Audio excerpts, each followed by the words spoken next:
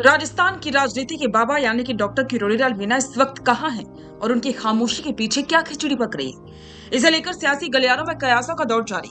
जहां एक तरफ प्रदेश की राजनीति में बड़े उलटफेर हुए हैं, तो वहीं जनता के वकील कहे जाने वाले किरोड़ीलाल मीणा की अगली चाल का सबको इंतजार है। आज हम बात करेंगे उनकी वर्तमान स्थिति, हालिया चर्चित बयानों और भविष्य की रणनीति पर कि आखिरकार किरोड़ीलाल मीणा का अगला टारगेट क्या है। राजस्थान की राजनीति की वो दिग्गज जो कभी चुप नहीं बैठती, जिनके एक हुंकार से जयपुर का शासन हिल जाता था, वो किरोड़ीलाल मीणा इस वक्त कहां है? चुनाव नतीजों के बाद अपने नैतिक संकल्प के आधार पर इस्तीफे की घोषणा करने वाले बाबा आजकल लाइमलाइट से दूर क्यों हैं? क्या ये सिर्फ एक विश्राम है या फिर 2028 की किसी बड़ी रणनीति के लिए बिछाई जा रही बिसात?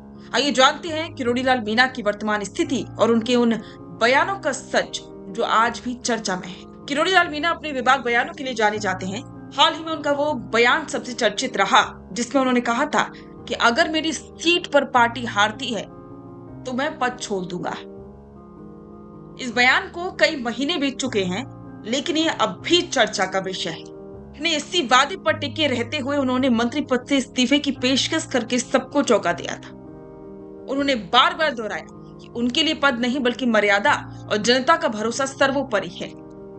इसके अलावा विपक्ष में रहते हुए उन्होंने जिस तरह से युवाओं की आवाज उठाई, सत्ता में आने के बाद भी उनकी सक्रियता वैसी ही रही, लेकिन हालिया मौन ने उनके समर्थकों को सोचने पर मजबूर कर दिया है। राजस्थान में इस वक्त एक नई चर्चा जोरों पर है। क्या नरेश मीणा किरोड़ीलाल मीणा की विरासत को चुनौती दे रहे हैं या उनके उत्तराधिकारी बन रहे हैं? सतवाड़ा और देवली उनियारा बेल्ट में नरेश मीणा की बढ़ती सक्रियता ने किरोड़ीलाल की गढ़ में नई हलचल पैदा कर दी।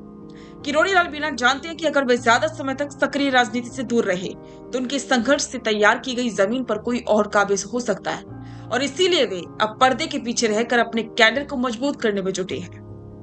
जानकारों का मानना है कि किरोड़ीलाल मीणा कभी भी सक्रियता से पूरी तरह से दूर नहीं रहते। उनकी अगली रणनीति के कुछ महत्वपूर्ण बिंदु या कुछ चर्चाएं हो सकती है।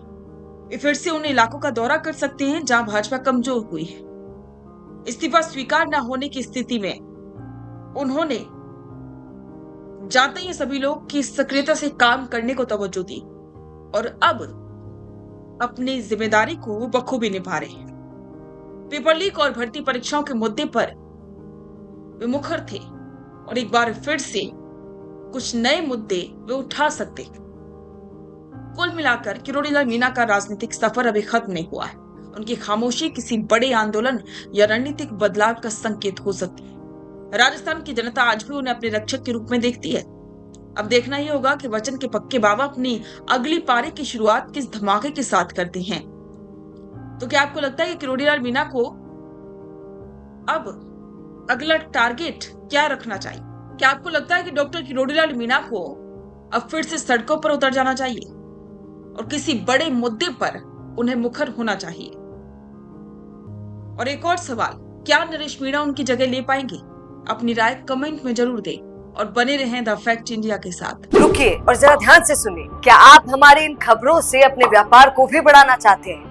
तो आप भी खबरों के दौरान इस तरह के एलिमेंट्स पर अपना विज्ञापन दे सकते हैं, या फिर ऐसे खबर के 1 मिनट बाद अपना पूरा विज्ञापन डलवाएं, जो कि 8 लाख से ज्यादा सब्सक्राइबर्स और फॉलोअर्स वाले द फैक्ट इंडिया चैनल्स और पेजेस से राजस्थान के कोने कोने में पहुंचेगा, और इससे आपका व्यापार, ब्रांड सब कुछ बढ़ेगा।